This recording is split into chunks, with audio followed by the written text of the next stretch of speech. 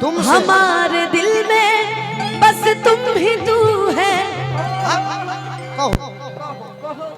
ऐसे नहीं करिए कि तुमसे मोहब्बत तुमसे शिकायत, कि तुमसे मोहब्बत कि तुमसे शिकायत, और कोई भी गिला नहीं है।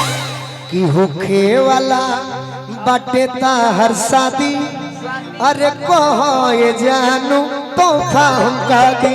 होखे वाला बटेता हर शादी, कहो ये जानू। है जिंदगी कितनी खूबसूरत, जिन्हें अभी ये पता नहीं है। होखे वाला बटेता हर शादी, कहो ये जानू। हो तुम्हारे जैसा चाहने वाला, जोने तू कहो वो तूने दे दे हो। तुम्हारे जैसा चाहने वाला जिसे अभी तक मिला नहीं है। तू कहा हिंदी वाला कि तुम्हारे जैसा अरे चाहने वाला जिसे अभी तक मिला नहीं है। भोजपुरी सुनाओ कि जवने तू कहबो अरे तौने दे दे हो। अरे ई मत सोची हो कि यार ना दी। कि होखे वाला बटेता हर शादी, कहो ये जानू तोहफा हमका दी। तो हर शादी कहो ये जानू। ये करोते हैं मुरझाई में कुछ ना नहीं।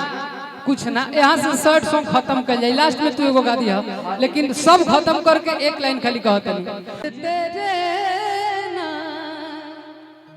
अच्छा की दगा मैं कवा। ये बात हम एगो बात से दुखित बनी दोनों जानी से। हाँ तू गावत रह तो हमारे पता कोता रहो, ई अच्छा। गावती है तो हमारे पता कोती है।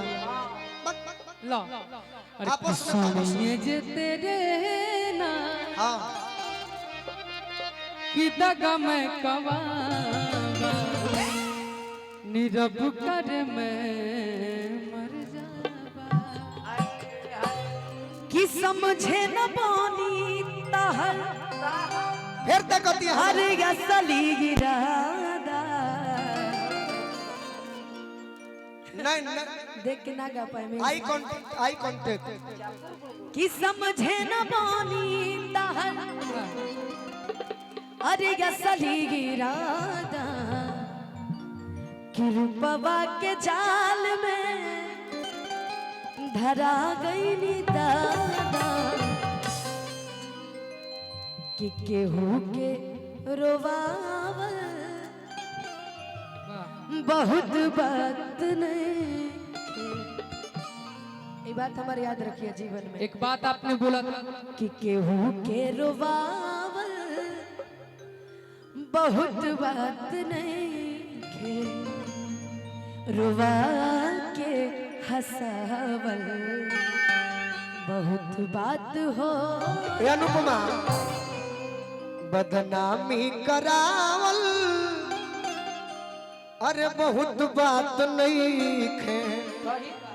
अभी हवा रचावल बहुत बात हो। नहीं कि बदनामी करावल छोट बात नहीं, कि बदनामी करावल छोट बात नहीं के। अमंगिया सजावल ए बिकू बड़ बात होला। ध्यान दे है बात को। ई लाइन ठीक रही का भाई? ये सही है। सब राइटर बन जाते हैं। रुको अब तनी मेजर में चली। हाँ अब ये बात के सेट रहा एकरा के देखो बदल दिया मात्र 5 मिनट। ओकरा बाद कुछ देखल जाए कि जोना से रेस्ट मिले रौरा सब। प्यार मोहब्बत हो गई बाकी अभी ले सपना हम देखो तनी कि बियाह हो गई। अब फोन पर ही बात होता तो तू बतिया इनका से कहत रुझान करू का छोटू चाचा का जाने अरे फेरा में बाड़ो अब कावना ए पियावा बाबा अकेले